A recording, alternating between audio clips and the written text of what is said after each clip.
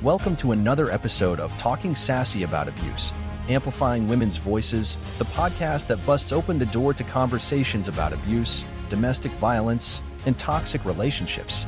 We're here to offer hope, insights, and a path to healing for those seeking a way out and a brighter future.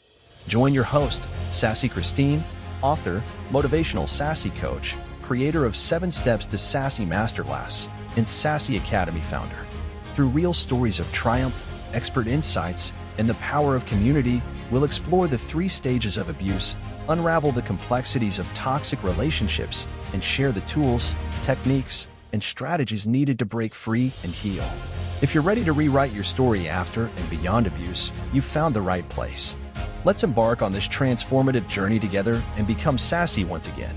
Strong, assertive, smart, sexy, independent.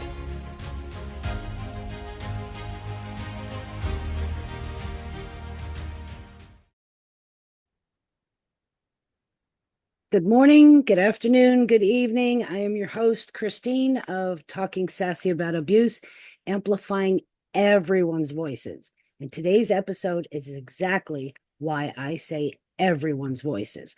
Today we have a very special gentleman. He has experienced abuse, narcissistic abuse, verbal abuse. I'm not even sure if there's been physical, but we're going to let him tell your story.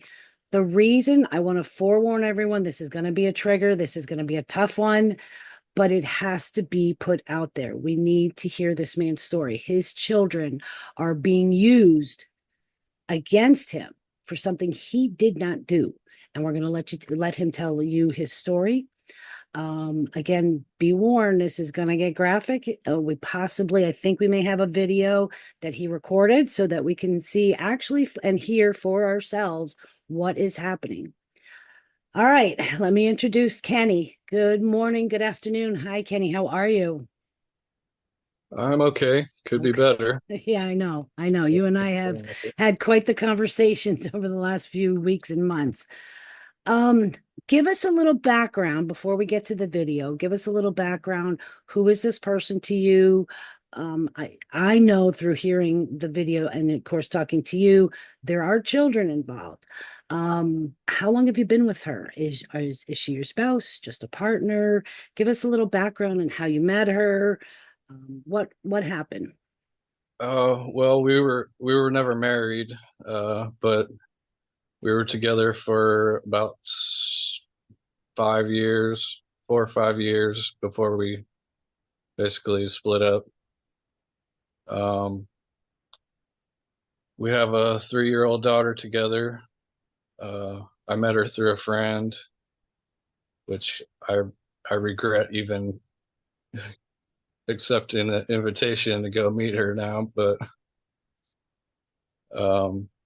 I guess I wouldn't have my little baby girl if I had never met her. Where So where are you two at now physically? Are you in the same home? Did she move out? Did you move out? no, we'll see. What happened was she lost her job. She was living somewhere else. She had her own place. She lost her job.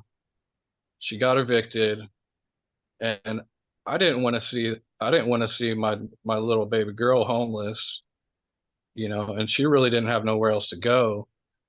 And she begged me to stay with me. And my one request was zero drama.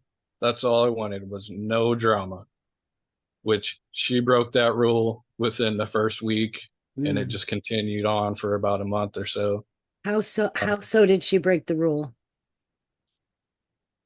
Well, for the first week or so, everything was fine. She said thank you all the time. She said she appreciated what I was doing for her. I saved her life by letting her stay with me. Um, and then she she she came to me one day and said in our conversation, she said, "Well, maybe I can convince you to give me some," which meant that she wanted me to have sex with her. And I said no. I said But clearly you already had, you had a daughter with her. Is that correct? Yeah, but we had been split up for probably about 2 years, Okay. So and by the we time, weren't we but weren't in a relationship at that time when I let her move back in. so when she moved in, it was kind of under the understanding that you guys were just roommates, you shared a daughter together, and that was it. She was, Well, see, that's part of the problem. Through counseling and stuff, I realized that I didn't make that clear mm, enough to her that I wasn't trying to get back with her. I didn't want a relationship with her. I was just trying to help her out.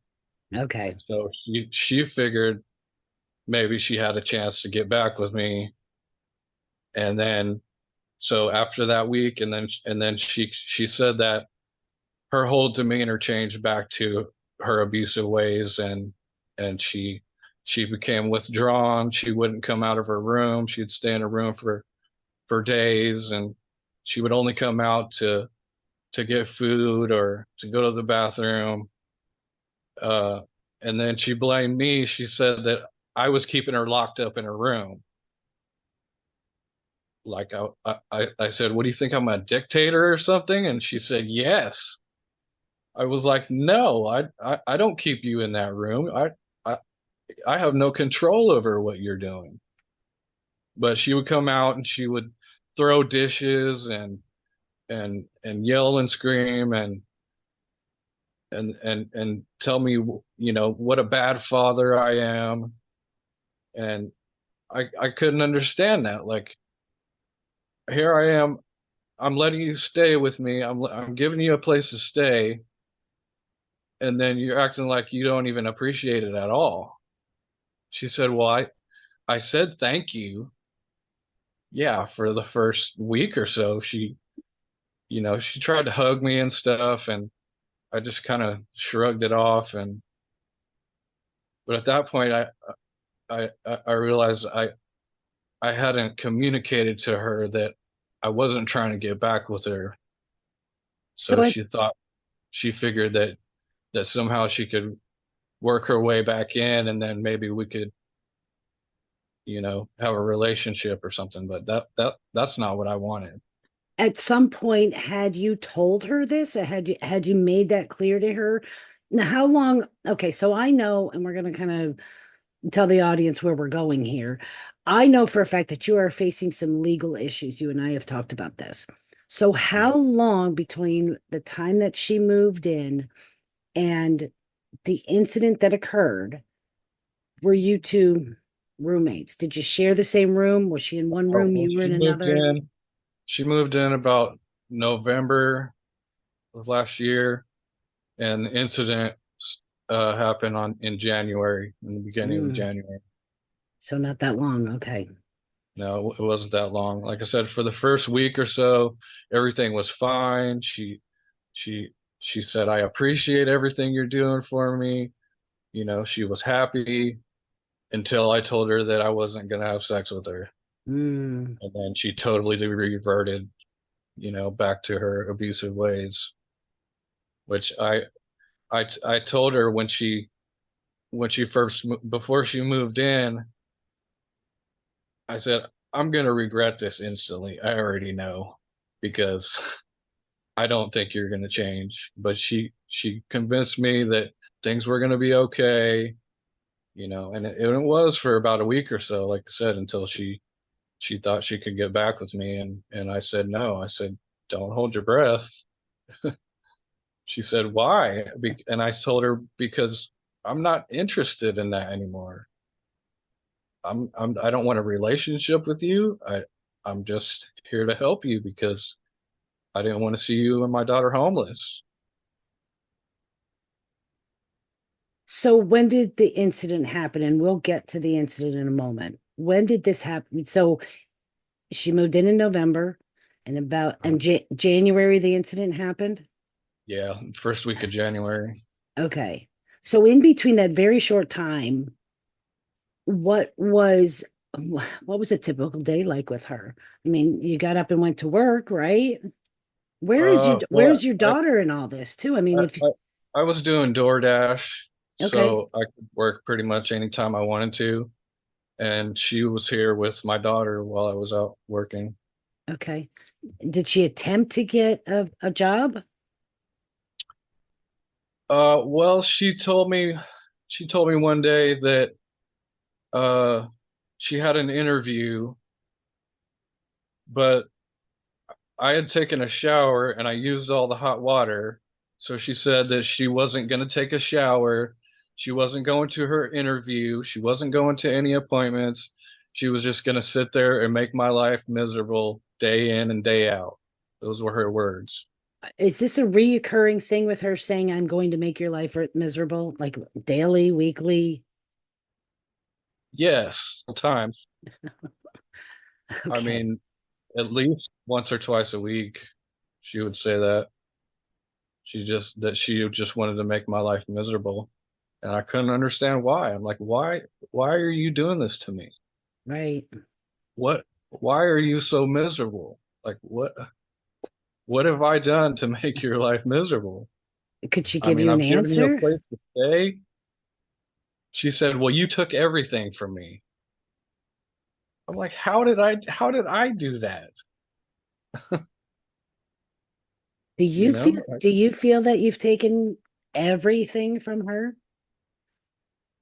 No, I mean, I've given Okay. everything to her. That's what I'm trying to point out, that as much as we give to our abusers, that's as much more that they take. The more we give, the more they take. And I'm guessing you found that out firsthand. Yes, I did. But Okay. it was I was kind of expecting that. I thought that I could just deal with it for long enough to move out, but then that incident happened and it was all downhill from there. At any point, did you give her a timeline and say, listen, you can stay here for a month, 3 months, 6 months, until you find a job, till you get back on your feet? Basically, yeah, just basically, well, I figured she would get her tax return in the springtime and I would give her enough time to get her tax return and then find another place. Okay. And it would have only been a few months. All right. So what happened the day of the incident? And if you can, please do not leave any details out. Please tell your side of the story and what actually happened. And Well, uh, what led up to it? well, about a week before the incident, she just came out of nowhere, came into because I sleep in the living room, I sleep on the couch, and so I've got my laptop here sitting on the coffee table, and she just came out of her room. Uh, I was I was reading a book to my daughter, and so she comes out of the coffee table over with everything on it, right in front of my daughter, and so I got mad and I went into the room and I yelled at her and I told her that she needed to get the hell out of my house. She's no longer welcome. I wanted her to leave. And she said, no, I'm not leaving. I'm just going to stay here and make your life miserable. So at that point, I contacted the domestic violence hotline and I told Okay. them everything that she was doing. And they agreed with me. Yes, this is abuse. This is abuse. That's abuse. And so they they told me that they could give me links to for uh legal ways to evict her to get her out of my apartment. But they cautioned me that if that the abuse would escalate.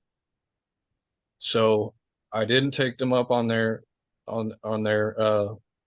uh their legal avenues, and I just said, I'll just have to deal with it for now. Okay. And then Well, I contacted a friend that I knew that she had been in an abusive relationship, and somehow she got out of it. And so I talked to her and I asked her, well, how did you get out of it? She that I should document everything, write everything down that she did, and start recording her. So that's what I did. I started recording, and I had several recordings of her throwing stuff at me, uh, being mean to my daughter, calling her names and stuff. I mean, uh, but after the incident, all that stuff was saved on it was saved on a disk on my laptop. And she got a hold of the laptop and took the mm, disk and took all my flash drives and everything and all the videos that I had and destroyed them. mm. Um, so after that incident where she flipped my table over and I called domestic violence, like I said, I started recording, and then she slowly figured out what I was doing. And when she found out I was recording, she knew that I had evidence, of her abusing me. Right. And that's what I needed. Because I mean, nobody's going to believe that a woman is abusing a man unless there's documentation of it. So I tried my hardest to get documentation. So every time she came out and she started yelling and started her stuff, I got my phone and I pressed record. So that's when I made that video just before the incident happened. Um, she sat down next to me, uh, told me to, and I told her no, that she had no reason to sit next to me. She could leave. I didn't want her there. She was in my personal space. So she got even closer. She sat right down next to me. And that's when I picked up the phone again and I started recording again. And I told her, get away from me. I said, you're in my personal space. You need to get away from me now. She said, why? And I said, because you're intimidating. That's when she grabbed the phone. Well, she tried to grab the phone, but she even admitted in her statement to the police that I had a death grip on that phone. I was not letting that phone go because I had the videos of her assaulting me. So since I had the phone in my hands, she tried to get it from me. She ended up on top of me. Uh, she had my hands and the phone. She was gripping it as tight as she could. And I was pushing her away from me with my feet. Um, so then she pulls on my hands and the phone hard enough to where she pulls me off the couch. And I tripped and I fell. And as I was falling, she still had a grip on my hands. So I pulled her down with me. And the police said, well, you admitted that you pulled her on top of you. And that's how she got on top of you. And because she was pulling the phone as I was falling, if she would have let go of the phone, if she would have let go of my hands, she wouldn't have fell on top of me. So so she's on top of me, and so I let my grip loose of the phone, and I grabbed her and I put her in a hold. I put her in, and I told the cops that I told her that I put her in a chokehold, which was the worst. That's what it was. I took jujitsu when I was a kid, and it just came instinct to me. Like, if you're attacking me, I'm gonna grab you, and I'm gonna hold on to you until you stop. So that's what I did. Right. I grabbed onto her, I put her in a rear naked chokehold, and I wasn't trying to choke her. I was just trying to hold her, just so she would stop, so she would let go of my phone, let me go. I was I was where I'm sitting now, uh, and there was no way for me to escape. I was on the ground, she was on top of me, so that I did what I had to do. I put her in a hold, and while I had her in the hold, she said, "I'm bigger than you. You can't hurt me." And I was like, "Okay, well, you're obviously not scared." So she calmed down. I let her go, and this was only, a few seconds. She calmed down. I let her go. She got up. She threw the phone, and she went into the other room. And then I called the cops because she assaulted me. This, she had been abusing me for 6 years, and it's coming to a point where it's a physical. She attacked me, and so I told the police that, and they said, "Well, you don't have any." I tried to show them the video, but she had broken the phone. She had squeezed it so hard that it cracked the screen, and I couldn't show the police the video. And so they said, "Well, you didn't show us the video, so we have to arrest you." After I told them what happened. I said, "She's been abusing me for a long time. She abuses my daughter." I told them that I, and I called them. I called them for help. I told them, I need you guys to remove her from my house. I need temporary custody of my daughter, and I need a protection order against her because she attacked me. She assaulted me. And their response was, well, she hasn't done anything illegal. And I was like, "What do you mean? She assaulted me." They said, "Well, you don't have the videos that show that." Ah, And I was like, "Well, what about the abuse that she's doing to me and my daughter? She throws things at my daughter." And their response was, "Oh, well, it's not illegal to be a shitty mother." And at that point, I could tell that they were not on my side at all. right. So I kept trying to, it happened because I didn't have the video, and they tried to trip me up in my words. And so they said, "Well, uh, changing your story, and so this doesn't seem right." But they were super sympathetic to her. They coached her on what to say.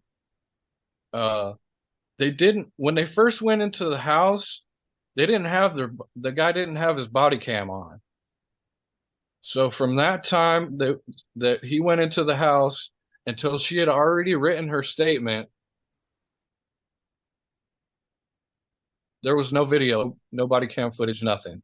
So I'm almost 99% sure that they coached her on what to say. They coached her on what to write in the statement. And even on the video, they still coached her. They said, "Okay, well, this and that happened, and then and then what? He was on top of you trying to get the phone." And she's like, "Yes." But you And weren't on top of her. I couldn't believe that because at no point in the top of her, she said that I was the whole time I was telling her to get out, get out, get out of here. And there was no conversation like that. All I said, all I kept saying was, "Get away from me, get away from me, get away from me." And then after we were on the floor, there was no there was nothing said besides "I'm bigger than you,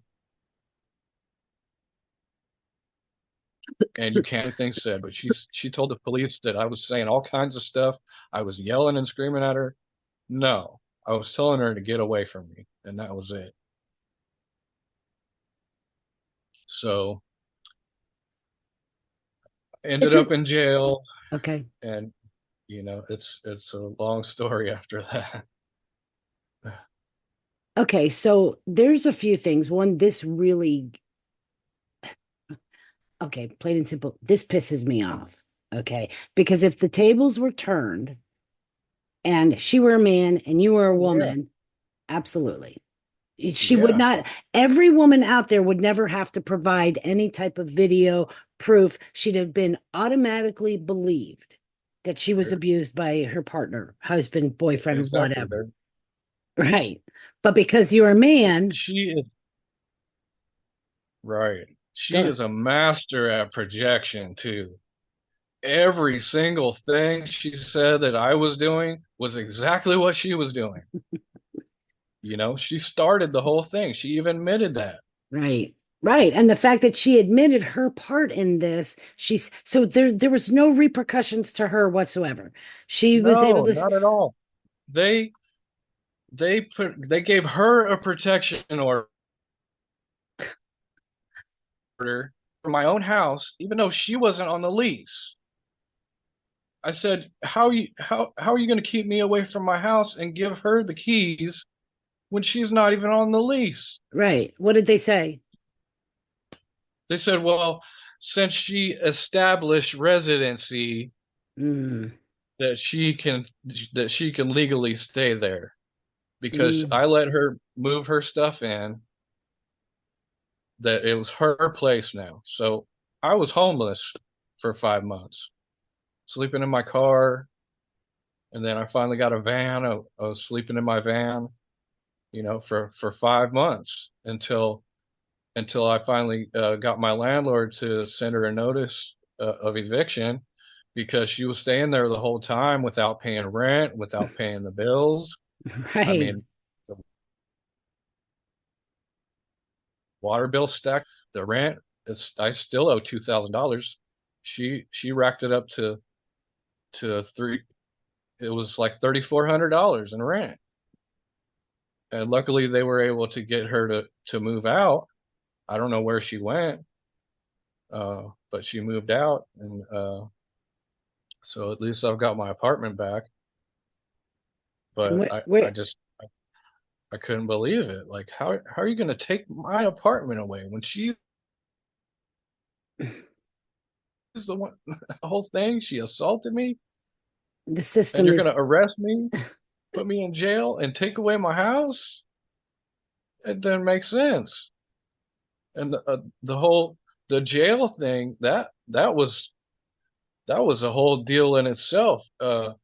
Because I was on probation already in another county. Okay, so I was in jail for about maybe 2 weeks in this county, and then I got released. By the graces of God, my mom came up with some bail money, and so she bailed me out. But since I was on probation in another county, as soon as I got out, there was a probation officer waiting there to take me to the other county jail. So and spent almost 2 weeks there, and then I got out. And here's the kicker: I was sitting. It was about a week later. I was sitting at the hotel waiting to check in. I was about 15 minutes from checking into the hotel. Cop comes up behind me and puts his lights on. I mean, I'm just sitting there parked. Puts his lights on and says, "Hey, we've got a warrant for your arrest." I'm like, "What do you mean a warrant for my arrest? I'm out on bail." So what had happened was the city, the city municipal court had the case in the beginning, but they transferred it to the county court. So the county court indicted me. And so the day that I got out, they issued a warrant for my arrest. So I went back to jail again for another week, maybe a week and a half. And at this point, I figured I'm going to jail I'm going to be in here 2 years for this case, and then I'm going to be in jail for 3 years for my other case for violating my probation. And so I just gave up at that point. And by the graces of God, again, my mom came up with another set of bail money and bailed me out. But now the terms of my probation are that I have to wear an ankle monitor and I have to stay away from the restricted area, which was 500 feet of wherever she's at. It's ridiculous because they haven't even given me the address to stay away from. They said, well, we can't give you the address because we think that you're going to go there and try to hurt her. I'm like, this is ridiculous. You keep me away from my house for 5 months, and then she moves out and then won't give me the address that I'm not supposed to be at.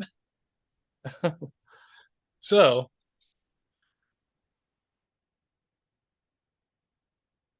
I at least 500 feet from where she's at. My mom came to visit, and she got an Airbnb house over towards where she's staying at, and I was on my way to see my probation officer, and I had the kids with me, so I stopped and I got the kids some food at McDonald's, and while I'm at McDonald's, I get a phone call from my PO saying, "Hey, you need to leave this area," because my monitor started buzzing,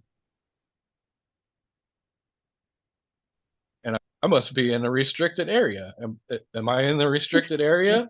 And he wouldn't say that I was in a restricted area. He just said, "You need to leave that area now."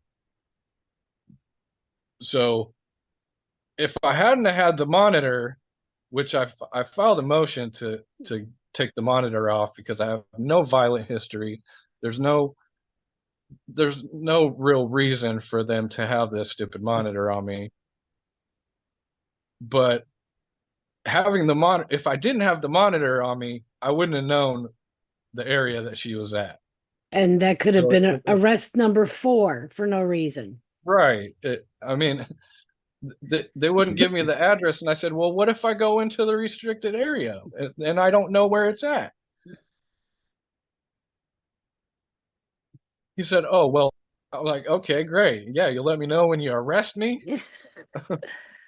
He said, "Well, no, you won't be in trouble or anything, but I mean, it's counterproductive." We're gonna call you because your monitor's buzzing. Our alarms are going off. So we're gonna call you and let you know, just like they did, hey, you gotta leave the area. Great. So Right, she's within 500 feet circumference of wherever you're sitting.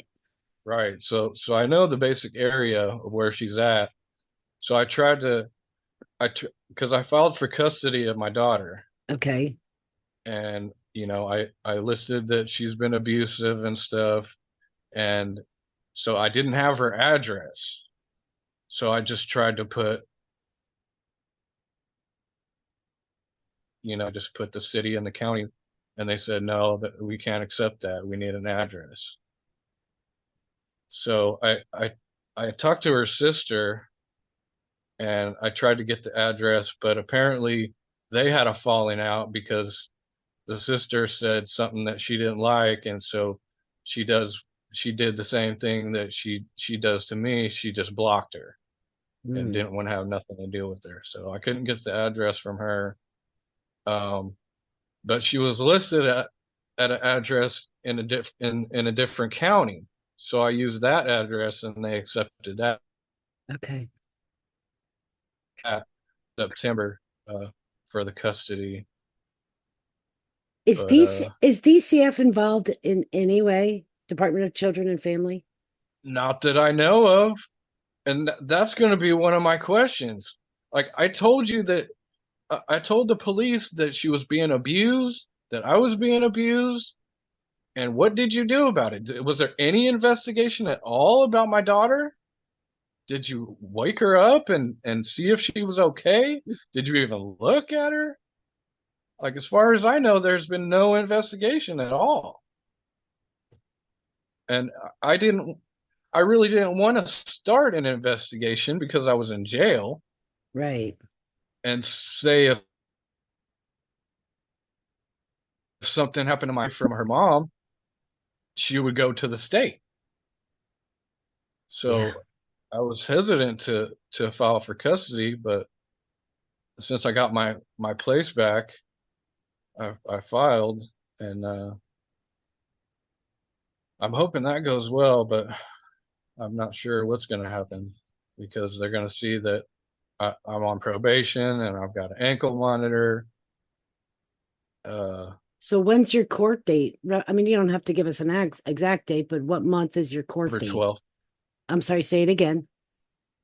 Yeah, it's in September. It's in September. Okay. So about a month from now. Right. Yeah. So, and part of my uh the protection order says that even if I have a custody order, I'm still not to contact her. So I'm not sure how that's going to go. They're going to have to get a guardian ad litem or party or something. You know, if they give me custody, they're going to have to get her to me somehow without violating the protection order. Is your mom an option to help out with some of this? Whether it's I mean, she's helping what she can, but all my family's in other states. oh, My most of my family's in, because I'm from California, okay. but now I'm in Ohio, and my mom's in Georgia. So she's been sending me money. She's been, bailing me out and doing what she can. But custody with the kids and stuff, I'm pretty much left alone. So I gotta ask, and I'm sure the listeners are somewhat asking the same thing. If you could go back in time, what would you change? Oh man, if I could go back when she told me to get out, because she told me to get out, I would have got up and left, and that would have saved all the drama from that night. She told me to get out, and I told her, I said, I'm not leaving. This is my house. I'm going to bed. She said, no, you're not. And that ensued the whole altercation. But if I could have went back to that night, I mean, I would have left. If I could have gone back and even further, I would have never let her move in. I would have said, tough cookies, you're just going to have to figure out something on your own, Right. because I knew deep down that it was going to be, but I figured that I would just deal with it. I can handle it. I'll just be strong. I'll just take it.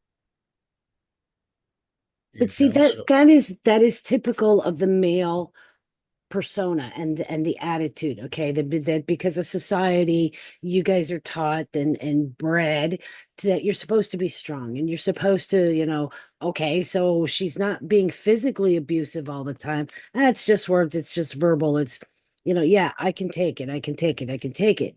But see, here's the thing. I got to point out, what are you teaching your daughter? What is she learning from all this? Okay.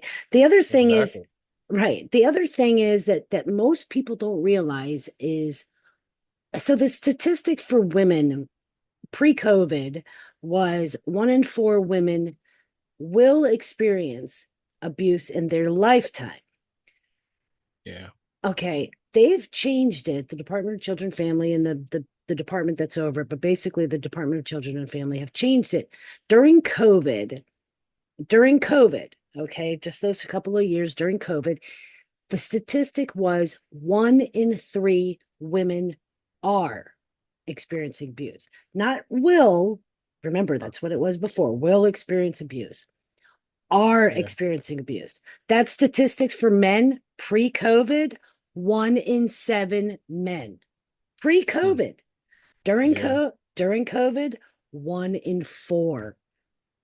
After COVID, the statistic is now 1 in 3 women, 1 in 4 men. 1 in 4 men are experiencing some form of abuse. I believe it. You're I not mean, alone. You're not alone. But because that mentality and that societal teaching says that, suck it up, big boy. You're bigger than her. You're stronger than her. You're not allowed to have feelings. You're not right, allowed to feel this. You're not allowed to protect yourself or your family. And that mentality then passes to our police officers. And I love the guys in blue. When they're there yeah, doing their jobs correctly, absolutely. But when this shit happens, because they don't have enough training, they automatically assume, not presume, but assume that, well, you're the man, you know, you should have known better. You should have did something different. That shit doesn't fly exactly. anymore. They said, well, why didn't you leave? I was like, because she cornered me in the room. She was on top of me. What was I supposed to do? Right now, if Just you'd let her have beat full, me up? right, is that what you're supposed to do? Let's look at it from their perspective. Their their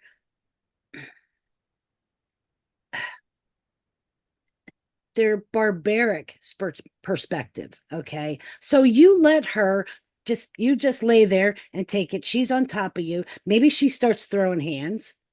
Maybe she starts, hitting at you, Yeah, punching your chest, your stomach before she even goes for your face. There's no marks on your body if she never touches your face.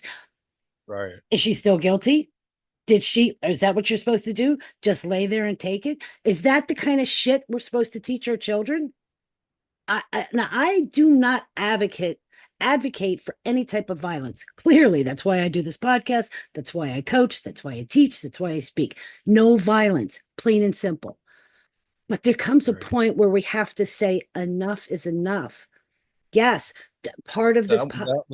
That was why I called the police, because enough was enough. I mean, the mental abuse for years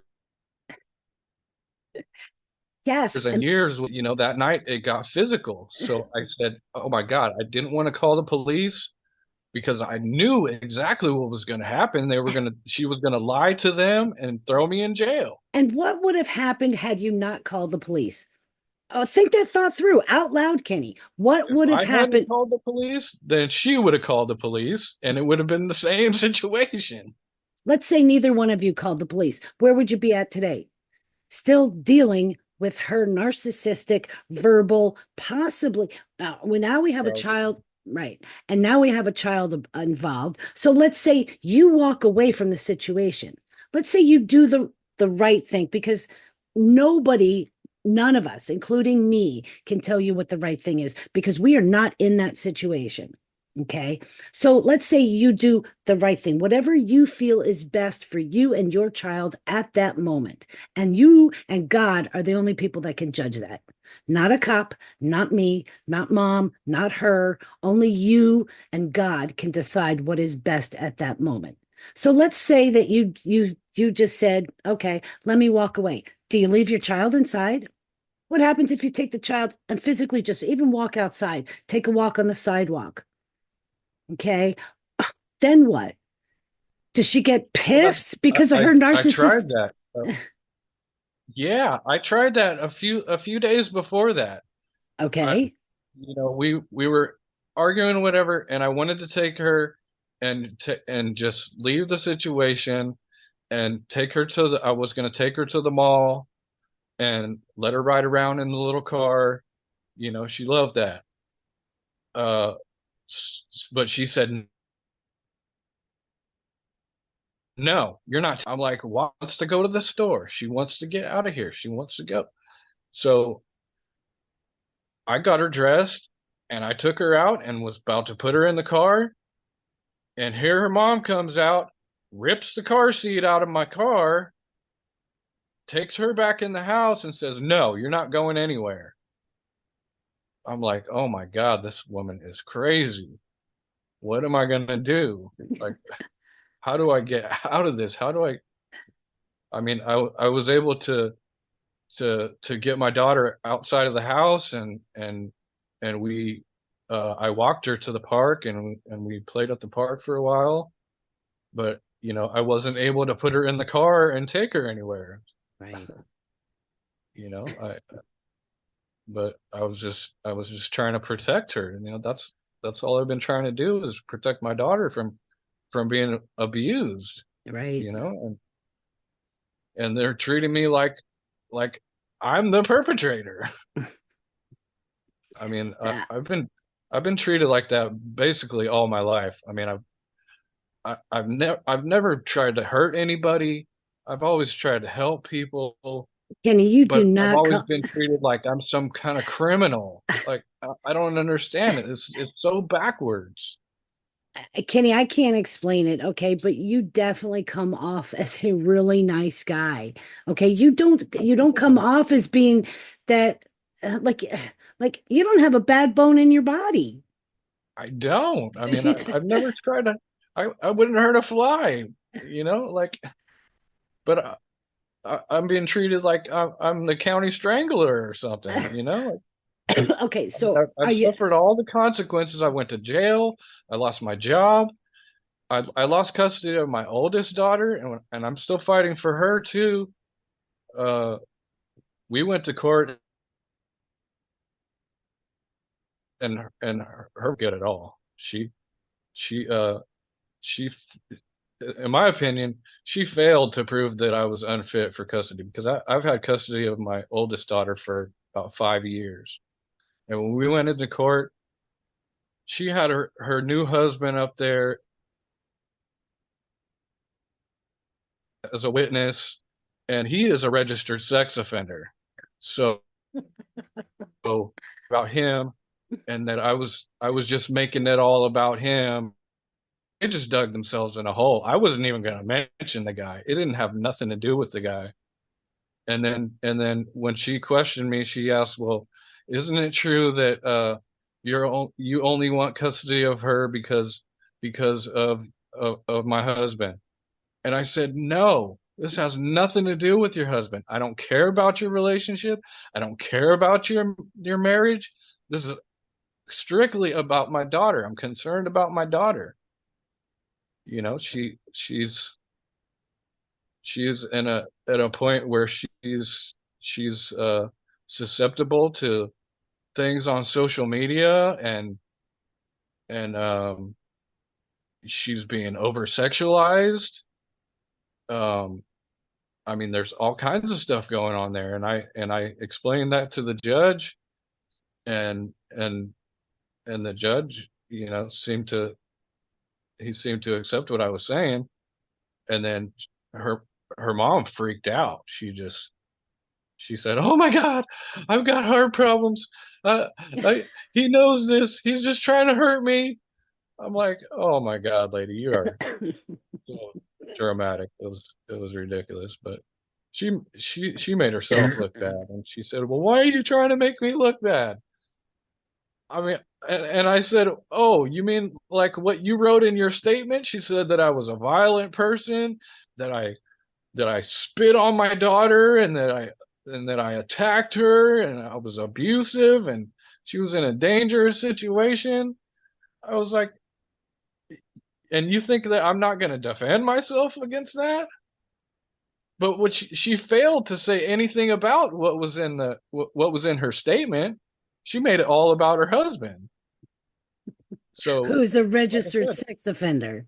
yeah, yeah. I mean, that was part of the reason why I got custody of her in the first place. Because her husband was a sex offender. Her her her ex-husband was a sex offender. Her brother was a sex offender. And I told the judge, I said, I don't trust her judgment on who she's taking my daughter around. And Yeah, they agreed with me. right. So, and then, like I said, in this case, she tried to make it all about that because of, you know, she my daughter wasn't supposed to be left alone with him, with her new husband at all. And from my understanding, she's been leaving her alone with him all the time. And so I brought that up, and And I questioned him about it, and he said, "Well, that's a lie." Like, why would she lie? Why would my daughter lie about that? Right. Apparently, they didn't understand the terms Left because he said, alone. "Well, she's never alone. Uh, her brother's there and her sister's there." But that wasn't the case. It was she was supposed to have supervision by her mother only. She was never supposed to be left without supervision by her mother with him. And so I'm pretty sure that I'm going to keep custody, but for now she's got temporary custody because she said all the stuff about what happened in this incident with my other daughter's mom. You know, How she old is said your older daughter? she's going to be 12 here in a couple weeks. Okay. Yeah. She's at that age. Yeah, she's and I'm homeschooling. Well, I was homeschooling her, and I'm trying to teach her like practical stuff, about the world, because they don't teach you that in school. No, They teach you to take this test and just remember these facts, but it has nothing to do with the real world. exactly. Life skills. That's what we do here. That's exactly what I'm trying to do Right. here is to educate and teach those life skills that because the only way we're going to break this cycle is to break the cycle. And I know Right. that sounds redundant, but it's through education. It's bringing on guys like you that have thank you, Kenny, I cannot thank you enough for doing this, okay? To be able to come forward and tell your story. And I'm sure this was hard, and this was, although I know with you yeah, there probably was a little bit of but I know through our conversations that you are dead set on the fact that you are innocent in this situation, plain and simple. That, Yeah, that my you lawyer, did. he wants me to take a plea deal and plead down to this. And I'm like, no, I am not doing that. I did that with my last case, and it was about weed. I was Mm, growing weed. Okay. But now it's legal in my state. right. It's perfectly legal, so I figured that once it became legal, I could file for an expungement and everything. But I can't get off of that case unless I get off of this case Oh, with my daughter's mom. See, if I'm proven guilty of anything, that's a violation of my probation in the other county. So I've got 3 years hanging over my head.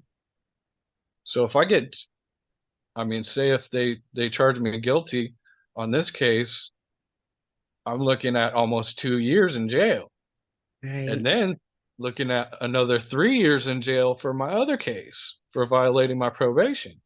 So I'm not going down without a fight.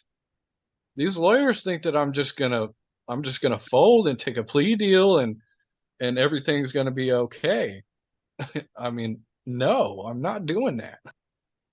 But the lawyers, I mean, my first lawyer, she was not on my side at all. Totally not on my side. I mean, she seemed to me like she was a man hater. Mm. She just did not like men at all. She Um, she could possibly be a victim of abuse herself, which would explain. right. So Hmm. I felt like she was biased against me. She wasn't representing me correctly. So, um, she wasn't filing my motions on time, which caused me a bunch of grief. Um, and so I sent a letter to the judge saying that I wanted new representation, and it took them about a month or so. And then I got this new guy. He seems a little bit more empathetic, but basically the same thing. He's telling me that my videos don't matter, that he said the judges suck, the courts suck, the police suck, the juries suck, everything is against you, so you might as well take a plea deal. We'll plead it down to, he said, well, maybe we'll get it down to uh negligent assault. And I'm like, no, it was not even that. So what was the actual assault you supposedly committed? Well, they charged me with strangulation Oh, and domestic violence. The strangulation is a felony 4, which I can get 18 months in jail for. And then the domestic violence is a misdemeanor. I think it might be like 90 days. But they want to plead. My lawyer wants me to plead down to a, a, a minor misdemeanor. But like I said, any any any guilty conviction is a violation in the other counties. So I'm looking at 3 years right. over my head for that. So like I said, I'm not going out without a fight. I think about it every day, like how this trial is going to go, what evidence I have, and I'm trying to present it to my lawyer, like, and I'm asking him questions, and I don't get a response, and I'm like, what is this guy going to do for me when it comes to trial? It's like he's not even preparing at all. It's like he's just preparing for me to take a plea deal, Right. and I'm not doing that. I did that reluctantly for this other case for the growing weed. They they they charged me with uh something like 3 4 thousand grams, which was like 2 pounds or something like that. And I said, "There's no freaking way." They weighed the stems, the leaves, the dirt, the pots. I asked the arresting officer, "So how much how much weight are we talking about?" And she said 25 pounds. And I was like, no freaking way. I was like, I wished I could have made 25 pounds. It might have been about total, it might have been about 4 or 5 ounces. Oh. And I was going to have them reweigh the evidence. And if it was a misdemeanor amount, because see, they brought the charges up 3 years after they arrested me. Mm. It was 3 years before they finally brought their case up. I don't know why they waited so long, but they figured they could get me on something. I had pretty much put it past me, and then all of a sudden I looked it up, just curious. Oh, we've got a warrant for your arrest. I'm like, oh great. So I turned myself in. I went to court, and they didn't arrest me or anything, but if I could have got it down to a misdemeanor amount, it would have been past the statute of limitations, which is 2 years. Okay. And I'm kicking myself for not having the evidence reweighed, because I probably wouldn't have been in that situation. But again, my lawyer convinced me, okay, well, it's just going to be a slap on the wrist. You'll get probation. Now I'm looking at 3 years Right. for something that's completely legal now. You can go to the store and buy it in the store. You can grow up to 12 plants in your house, which I had 9 at the time, you know. So it just compounds everything, like, and she knew that I was on probation. I I tried not to tell her for the longest time, but she knew I was on probation, and any contact with the police, it was potential for me to go violate my probation and go back to jail. So that Right. was a lot of the reason why I hadn't called the police on her. Uh, besides the fact that I knew it was going to be hard to convince the police that I was being abused. Right. I mean, which it was. They said, "Well, you don't have documentation of that or anything like that, so you're going to have to take that up in civil court."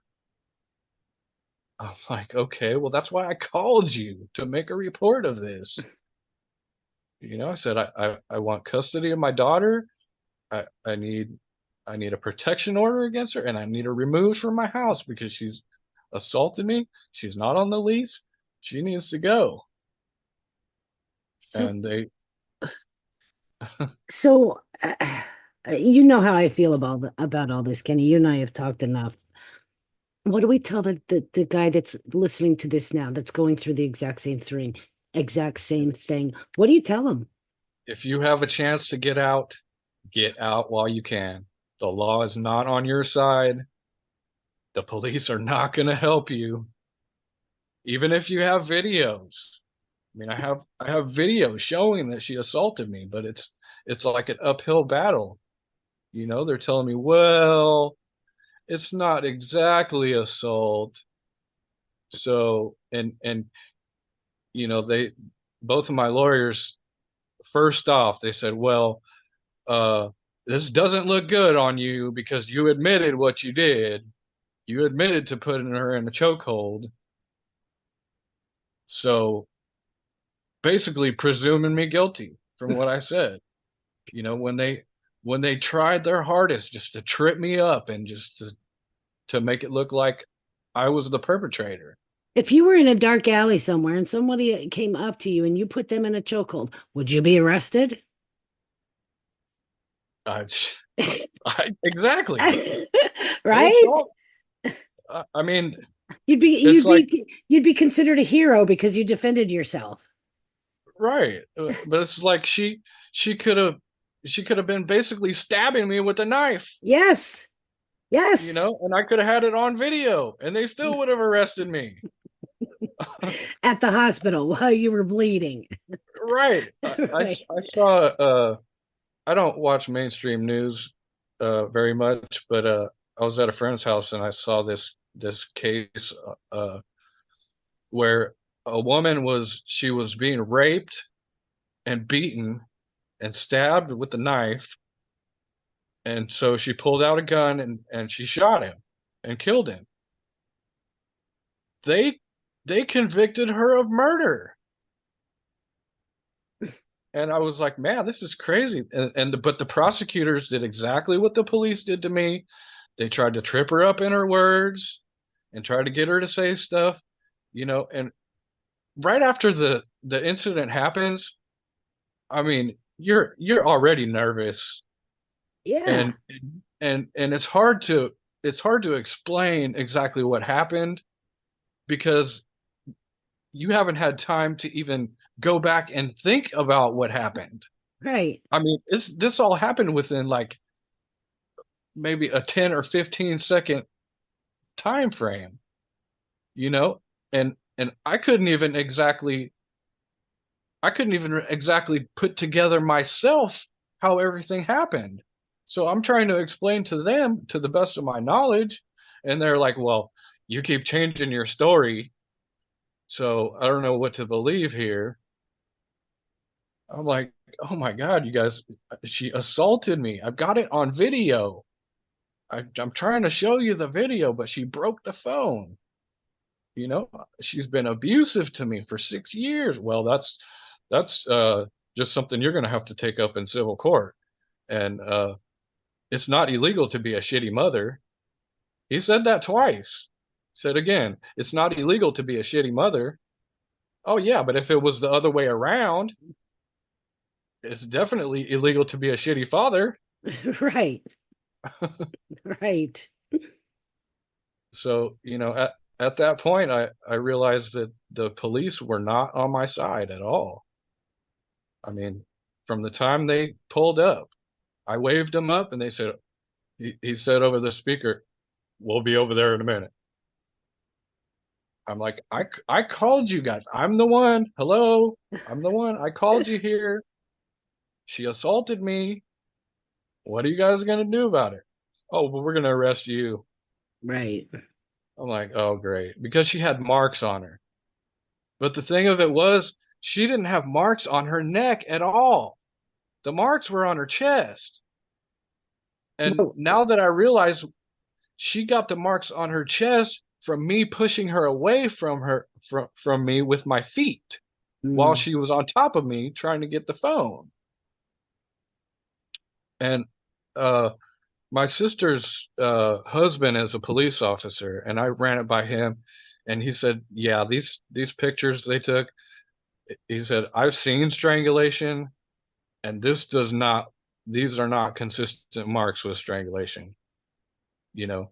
But to some average Joe, they look at it and go, "Oh my God, look at all those marks." on her chest. on her chest. Yeah, she had to, she had to pull her shirt. They took pictures of her face with her shirt on and everything, and there was no marks. There was no marks on her neck. Uh, as Listen, far as a my real strangulation, I mean, your eyes go bloodshot. She didn't have bloodshot eyes. There was none of that. my ex choked me on several occasions. Okay. There were marks like this. Okay. Yeah, Yes, I had marks. I mean, both sides. Okay. Because he would grab both sides of my neck and just choke. Yes. Did I yeah. have marks on my body? Absolutely. But they were definitely consistent with definitely being choked, strangled. And if you've got a chokehold, isn't it your arm? I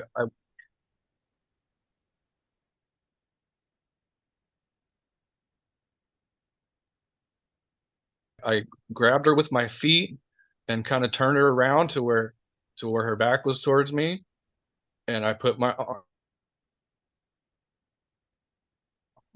no, like this, like Right. around her neck. I wasn't trying to choke her. I was just trying to restrain her. And that's what I put in my report, that I was just trying to restrain her because she was attacking me. I told them that I took jujitsu when I was a kid, and it just comes as instinct. Like, if you're attacking me, I'm gonna grab a hold of you and try to stop you from attacking me. And I asked them, like, what am I supposed to do? Did they offer Well, anything? you should have just got up and left. Yeah, okay. And then she follows you out the door. And then what? Well, no, she didn't. Uh, she didn't. Well, she came after the police got there. She came to the door, No, but I'm saying if but like when I let her up out of the hold, she just threw the phone and went into the other room. But she told them that I that she was trying to get away, and I came up behind her and put her in a chokehold and pulled her to the ground. I mean, and they believed her. Kenny, So like I- I I'm was so nervous go ahead. because I didn't even want to, you know, I didn't want her to go to jail. I just wanted her out of my house. Right. I wanted the abuse to stop. And that was the only way that it was going to happen if she was not there. You know, she made it her mission in life was just to make me miserable, and she said that several times. Like I said, I had it on video two or three times, Yeah, we and she got a whole SD card in the laptop and destroyed basically all my evidence. right. I told the police, I said, there's more videos on the laptop in the living room. If you'll go get the laptop, you can see the videos. But they refused. They didn't even bother with the laptop. Now the video that you sent me, is this one of the videos that you tried to get the police to look at? That was the only one that I could look at. And it took them, I mean, it took them 5 months to get it off the phone. In this, in my weed case, they got to my phone and they got everything instantly. They got all my text messages, all the videos. So don't tell me you can't get the videos out. Yeah, not today's society. And I entered the phone as evidence and show that I was not the aggressor, that she started the whole thing. She attacked me, she assaulted me, she committed battery on me, and everything after that was self-defense. And then my lawyer, she set up a meeting for us. Uh, she told me that the prosecutor was getting the phone fixed and that we would have a meeting We would all be there together. We would open the phone, watch the videos, and then we would go from there. Later, we get to the meeting. They open the envelope, hand me the phone. It's still broken. And I'm going, what is the point of this? You guys didn't fix the phone? You told me they were fixing the phone. And she goes, well, we're here now. So what do you want to do? I'm like, oh my God, you guys, I need you to get the videos off the phone because that's my only evidence that she attacked me. And they said, and I asked them, well, why didn't you guys do this 5 months ago? Oh, well, we didn't have permission to get into the phone. I was like, that's why I entered the phone as evidence in the first place. So you could I gave you permission to get, because he asked me, do you want to put the phone in here so we could try to get the videos off of it, or do you want to keep it? I should have just kept it. Right. It would have saved me, 5 months of grief. Yeah. Because that's why they postponed my trial basically indefinitely until I got the videos off the phone, and it took them 5 months to get it. Are there still videos on the phone?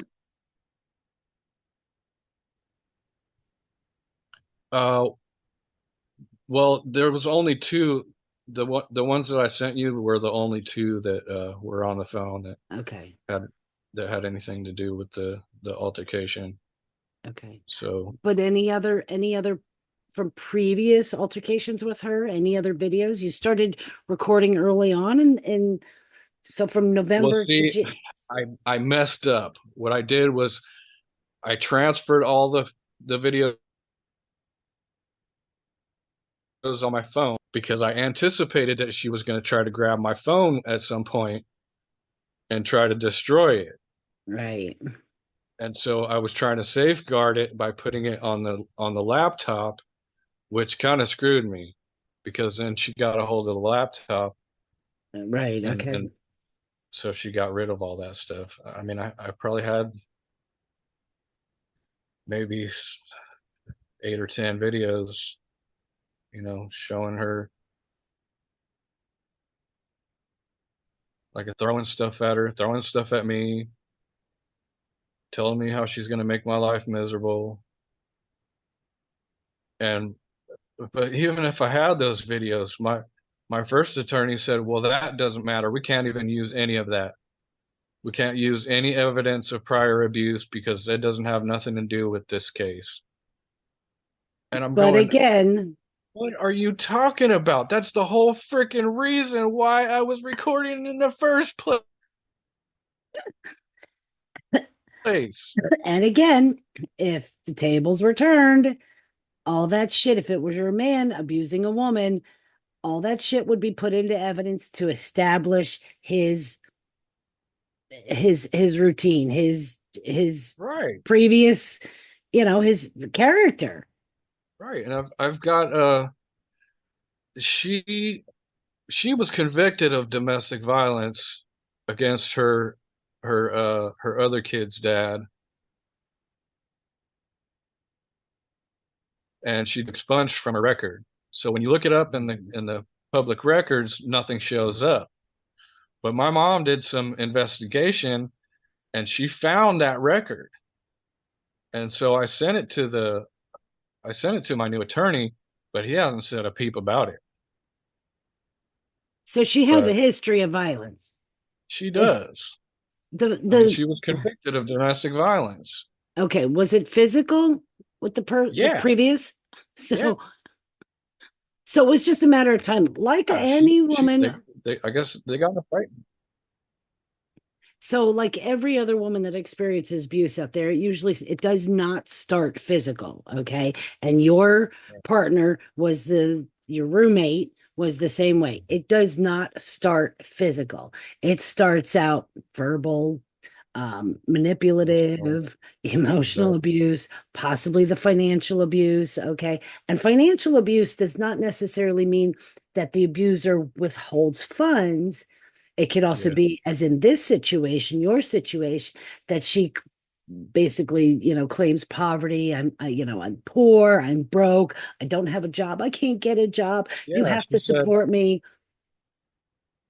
right. She gave me some money because I was having a financial hardship too at the time. So she gave me like a couple $100, which was the last of her money, I guess. And she threw that in my face and she said, "Well, I can't move out now because I gave you all my money." I'm like, "Oh my God, when Right. I And let you stay here basically for free." She said, "No, I'm not paying no bills. I'm not paying no rent.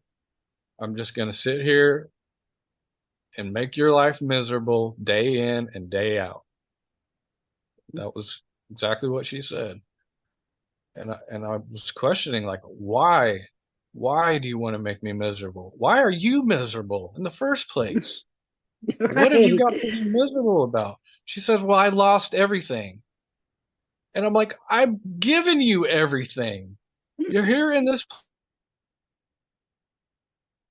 place. You got to do anything, basically. I mean, Yeah, it's how not have I like, taken it away from you? and It it's doesn't not make like you were forcing her to get a job. right. Right? You didn't say, hey, you got to start paying rent here. You got to go get a job. We got a kid together. We got to support her. Did you do any of that to her? I mean, no, I didn't do anything to like that. I mean, I was letting her live scot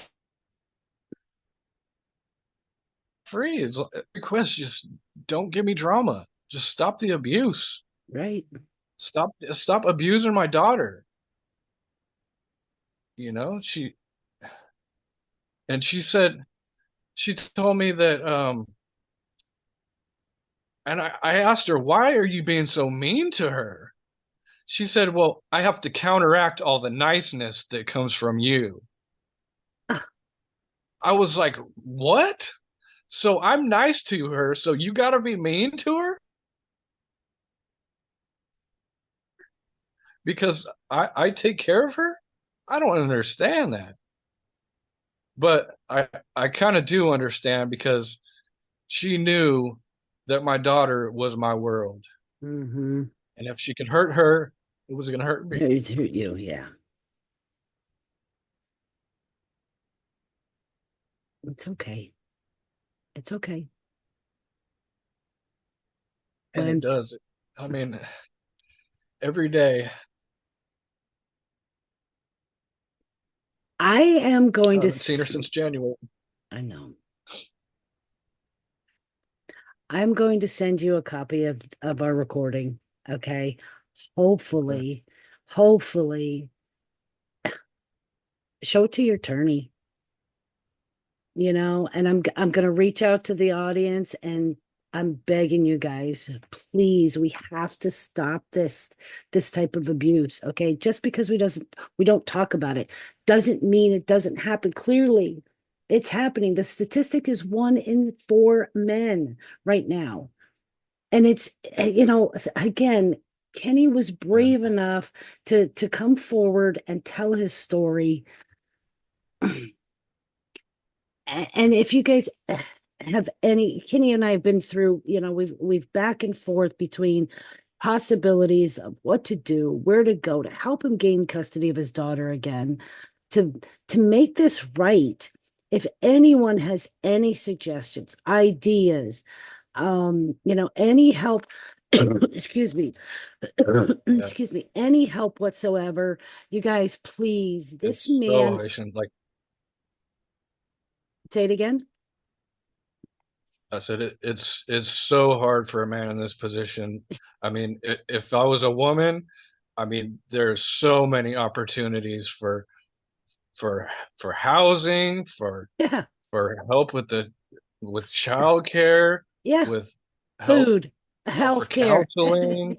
Yes. Um, but as a man, and especially since they don't see me as the victim, Right. I can't get I'm not a victim. You know, she turned she turned herself into the victim. And a narcissist I is mean, famous for doing that. That is a true yeah, narcissistic trait. she Absolutely. she's a master. Like I said, she's a master at projection. Yes. And Every single manipulation. thing she does, to hurt me. She says I'm doing that to her. Kenny, we're gonna be It just you cannot believe all this stuff you're telling me. This has got to be just because you want to hurt me. I mean, there's no way that a competent that person could actually believe what you're saying. that's just it, Kenny. She does believe that. Okay. And you will never convince her otherwise. No one will ever convince her otherwise. That is a that's true narcissistic personality disorder. And as much as we throw that word around out there now, Yeah. I cannot, almost every episode, I have to stress that those people that are throwing it around and talking about it, we are not healthcare professionals. We cannot diagnose that. Okay. But we lived it. Okay. I lived with one for 7 years, Kitty, 7 years. Okay. Not only did I have to deal with his physical abuse, the verbal abuse, the mental abuse, the financial abuse. Okay. I had to be the one to go out and work to make money to support his habit was two things. He loved his marijuana and he loved fishing. Okay. And he's still doing it. Okay. He's still taking advantage of women. He's finding those women but I went through all that 7 years. Okay. I told you when we first started talking, and most of my listeners know already, that not only did I have all the bruises and the black eyes all the time and bruises all over my body, he beat me with a rubber mallet so bad he broke my wrist, cracked 3 of my ribs, and in 2015 shot me in the back of the head. I should not be here today. But all of that physical abuse was nothing compared to that psychological abuse, that narcissism, that full-blown NPD, which is why I can say I may not be a healthcare professional, but I lived with that motherfucker for 7 years. I know what he's capable of. I know what he can do. I tried to explain that to the police. I'm like, she's been mentally abusing me. I'm like, isn't that not against the law? It's not against the law. It's I not. mean, It's a as far as physical. I'm concerned, that's domestic violence. And domestic violence is against the law, right? And if you look up the definition of domestic violence, okay, it actually Exactly. says the word in there abuse twice. Okay. How do you define? They can't even give it a true definition of what domestic violence truly is. Okay. And it's not defined by the different types of abuse that are out there: the physical, the mental, the financial, the psychological, the verbal, the Right. sexual. Okay. There are about 7 different Exactly. types of abuse that the narcissistic abuse. Okay. There are about 7, 8 different types of abuse that goes into domestic violence. Why we call it domestic violence is it because it happens in the home with a partner that you're intimate with. You don't have to be Right. married. It doesn't even have to be a couple like that. It could be your mother, your father, your sister, your brother, an uncle, an aunt. It doesn't matter. As long as you're in a domestic situation with that person, it is violence and abuse. And Right. maybe that's what we need to Even change. even in my case, they said that even though we weren't in a relationship, we Bullshit. had previously been in a relationship and we have a child together, so it's domestic violence. Yeah.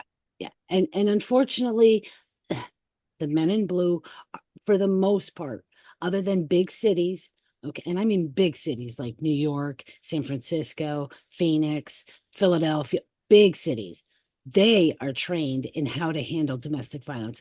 These small town cops, and when you get smaller, like where I live, okay, they're good old boys. Yeah. Okay. There's Yeah. no training. They don't understand unless they've lived with it, but the basic cop going into the academy, there's no training in the academy. They come out. What do? They learn from their partner. Where did their partner from? His partner and his partner and his partner. It Right. goes back It's to like generations. they're law enforcement on the law. How does that make sense? How can you enforce the laws if you don't even know the laws? Right. Right. I'm And like, just I know more about the laws than you do, and I'm and, not even a police officer. and nowhere in the definition of domestic violence or abuse does it say the man against the woman. It never says in either the definitions and anywhere in this realm does it classify that it has to be abuse towards a woman only. It doesn't Right. say it. It doesn't classify the partner involved. This, what I read was because of I brought up the throwing things. You know, if you throw something, it doesn't matter what it is, because it was a paper bag. Okay, she threw it in her face, and she started crying. And I told that to the police. I said she's throwing stuff. Oh, well, it's just a paper bag. No, if you throw something in anger, that's domestic You know, violence. and I got to ask Well, if, it's not illegal to be a shitty mother. I couldn't believe that. I couldn't believe they said that. but I got to ask, and it's rhetorical, okay? But if it was his child and the child's mother threw something at that child, would he still feel the same way that she's just a shitty mom? Or Exactly. would he not do whatever possible to protect his child? I'm assuming these guys are single and don't have any kids. They don't care, Kenny. I They don't don't know, but care because the victim is a man. And I say that, I mean, I know you're a victim. You are truly a victim without a doubt. Okay. But in their eyes, yeah, okay, they don't yeah, care it's because you're a man. technically maybe assault, but we're not exactly sure. Right. Right. I'm like, it And and clearly shows she attacked me. Come on now. and we encounter, that it's usually the man against the woman, the man that's hurting the woman, nine Right. times out of 10. How often do they go on call? Because men do not speak out about this because of this shit right here. This is exactly Exactly. why. That's why I was so hesitant to call the police. I mean, during the 6 years that I've been abused, because I knew, even with the videos, they still don't believe me. I'm like, it's on video. Come on now. What? How else do I? How else do I show this? I know. I know. You know, it's just so backwards. It's I, like, I know. and I even told her that. I said, man, the government is just like you. They're just like you. They project everything. Everything they're doing, they're accusing you of. Well, like I said, Kenny, we are coming. Everything is, Go ahead. We're kind of coming up on it's been a long hour. It's a little longer than yeah. an hour. I want you back. I want you to keep in touch with, obviously you and I will keep in touch personally, but I want you back on the show after your court date. We'll see where things are at. We'll get you back on here. Um, I I was gonna play the video, but I think you did a better job of explaining it. And I really want Yeah. I'm going to send you a copy of this, okay? Because I really want you to show your attorney and hopefully the judge that maybe if they got an expert's opinion and take on this, again, you're sitting there calm, never did you get angry in any of the situation. The only emotion and I'm not saying that that's a bad thing, okay? You clearly care for your daughter, I both mean, your that's my daughters. whole purpose I know. in this life. Do was I take care of my daughter. I know that. I know that. You But and then I she used that as a tool to hurt me. absolutely, She knew absolutely. that that was the one thing that she could take from me. Yeah. That's And why she never put me on the birth certificate. I was there when my daughter was born, and I told them that I was the father, and I signed paperwork for it. And when I looked, she was a whore, and she didn't know who the father was, so they didn't put me on the birth certificate. And she uh she told me that she did that to protect me from not having to pay child support, which was total bullshit. She just wanted to make it harder because she knew that one day that shit would hit the fan and I would try to get custody of her, and she was going to make it as hard as possible as ever, Because you broke things off with her. because that's is that child. I I broke things off with her in 2019, and then she kind of weaseled her way back in, and that's when my daughter was born. We weren't even really together at that time, Right. kind of friends with benefits. And she told me that she was on birth control and nothing would happen. And then she says, "Oh, well, I'm pregnant." And I is over. I'm gonna have to be stuck with this woman for the rest of my life. I can't believe it. I never regret having my daughter, just the one I had her with. Right. If I Yeah. could go back and just not go meet her that day, I would be perfectly fine with it. Because it's just been, almost 7 years now of just dealing with this, Yep. and physical until now, Right. and I thought I could deal with it. I thought, hey, I'll be strong. I'll just deal with this for a while until she's able to move out, and then everything will be back to normal. I can have my daughter, homeschool my oldest daughter, you know, Yep. work in between there, and things will be fine. But nope, she couldn't have that. Well, I say my prayers for you every single day. I try and check on you every day or so. I insisted on you coming on this podcast so that you could tell your story, and I really appreciate you for that. Again, listeners, if you could do anything to help this man out, help him get his children back. And if I could talk to, if I really hope. So if I could talk to your attorney, man up, do the right thing. Okay, this shit happens every day. 1 in 4 men are abused, Check your statistics yourself, okay? If I'm talking to the judge, if he, by chance, the judge gets this, you guys need to do the right thing. We need to stop having a set of double standards. We're trying to be an equal society. We need to break these cycles. We have 2 young ladies that are involved in this. All right. She will never get, the mom will never get any help, okay? Because she'll never admit there's a problem. She will never admit there's a problem. But we can break these cycles, okay, by helping this very young child, this little 3-year-old, when she's getting Right. the most impressions out of life and the world possible. Is this really what we want her to grow up with? Is this really what we want this young child to have known as the world? That it is double standards, that it's cruel?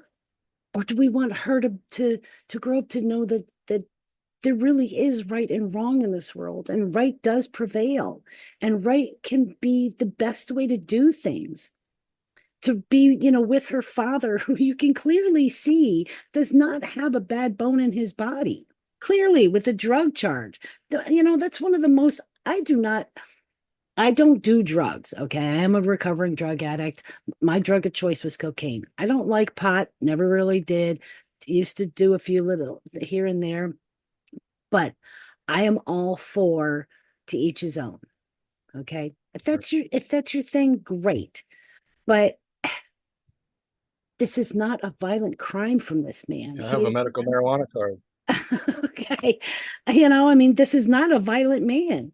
There's Not at other all. people, right? There are other people that you could be, those ones that want to do sexual indecencies and to this 3-year-old little girl, to this 12-year-old girl. Those are the people that you want to put in jail, not this man.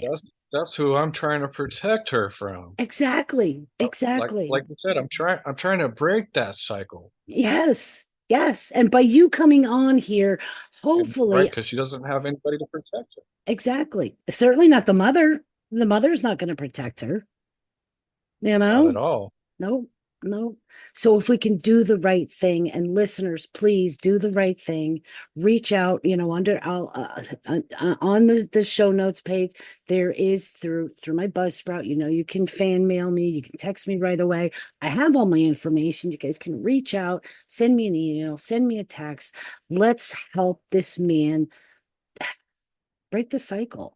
And to any of you men that are listening out there that are going through, if not exactly similar situations, reach out.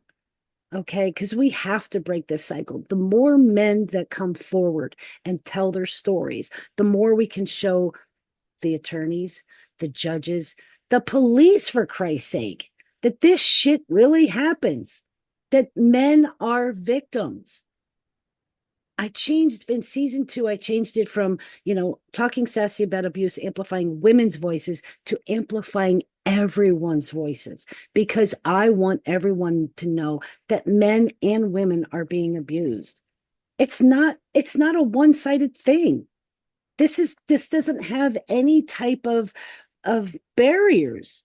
Every person from every walk of life, from poor to rich to young to old, we are all possibly victims of abuse. And we have to Yeah. tell our stories. We have to get it out there. We have to educate them. We have to change society's thinking about what goes on behind closed doors, because the person you see out in public is not the person that we see behind closed doors. Right. We got to stop this using the legal system to further the abuse. I mean, because that's what's happening. She's using the legal system to her advantage, and she's Kenny, I've said that from day not one, alone. that not only do we go, because I went through it. Okay. My husband now acts, but he was arrested. Okay. And nowhere did anyone tell me what was going to happen. I had no clue. Had I been able to speak up for myself, that man would have spent a lot of time, if not his life, in jail. And instead, I had to go through, because nobody spoke up for me. So I had to learn, after 7 years of being shot in the back of the head. That next morning, after I was shot in the head and I had dried blood coming down my side of my head and black eyes all over the place, I said, you know what? I don't recognize that woman anymore. I don't know who she is, and I don't like her. I don't want, that's why I do what I do. That's why I coach. That's why I speak. That's why I write. That's why I do the podcast, is because I do not want your little girl in 15 years, 16, 20 years to be looking in the mirror the next morning and go, I hate you. I don't want that. I don't want her and your other daughter, who's 12, to go through any bit of what I went through. Because you know what? It fucking sucks. The It shit that does. I had to heal from because of one man in my life just sucks. And this is why I do what I do. And this is why I advocate for every man and woman out there that has been a victim of abuse, because I hate this shit. And I really don't like using the word hate, but I hate this shit. You know why? The biggest reason? Because we have brains enough to be able to change it and stop it. Whether it's, admitting you have a problem, get fucking help. The woman that is the mother to this 3-year-old is what, in her 30s, 40s? She knows exactly what she's doing. She could get help if she wanted to. And any man that comes in contact with her, stay away. Turn around. Because I don't want Yeah. your daughter to grow up thinking the way her mother is the way to behave. Because that's exactly what's going to happen with your daughter. If she stays with her mother, she's going to grow up thinking it's okay to abuse men. What do you think her future is going to look like? If she is not in with you, your mom, a very loving, close relationship, is this really what we want to teach our future generations? Where does that leave our world? Yes, do I get on a podium and yes, do I get loud about this shit? You're fucking right, I do, because I hate this shit, because we can change it, but we have to be willing to accept that it happens to men, plain and simple, clearly. And I can't tell you, going out without a fight. and I can't tell you, Kenny, you think you're the only man that I talk to that's going through similar situations that I can't convince to come on the podcast and tell their, maybe now, because they'll see you.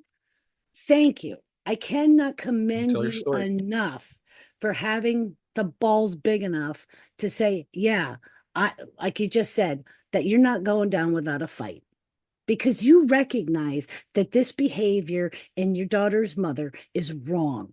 You recognize that the legal system is fucked up. Plain and simple. Yeah, it's fucked up. Backwards. Archaic. It's twisted and corrupt and yes. Yes. It's a big system to be an uphill battle. Yeah. The whole time, but I know. I wrote on my poster board, I wrote, quitting is not an option. Where would I be if I quit the day after I got shot in the head? Where the 6 times that I attempted suicide in my life because of the shit that I had to deal with. Where would I be? I wouldn't be here. I wouldn't be doing this. If I didn't have my balls big enough to say, you know what, this relationship is done. You knew it early on. But we're not taught how to deal with that. We're told to, suck it up. My parents did the same thing. Well, you made your bed, you lied in it. No, that philosophy does not fly anymore. We have choices. We're adults. We're supposed to be intelligent beings. Let's make intelligent choices. I want to teach my daughter. Yes. All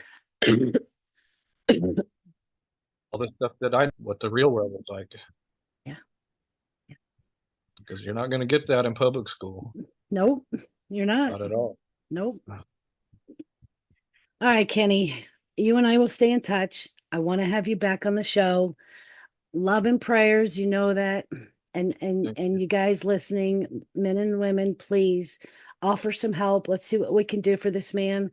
I'm sure funds are really low. So maybe we start a GoFundMe page. You and I will talk some more, but I think we're kind of out of time. Thank you, Kenny. Again, thank you so much. Thank you for doing this. I really appreciate it. All right, you guys, let's do what we got to do. Let's get this man some help, and we'll have you back after September. Okay. Okay. All right. All right, guys. Thank you. You know my motto, find your sassy.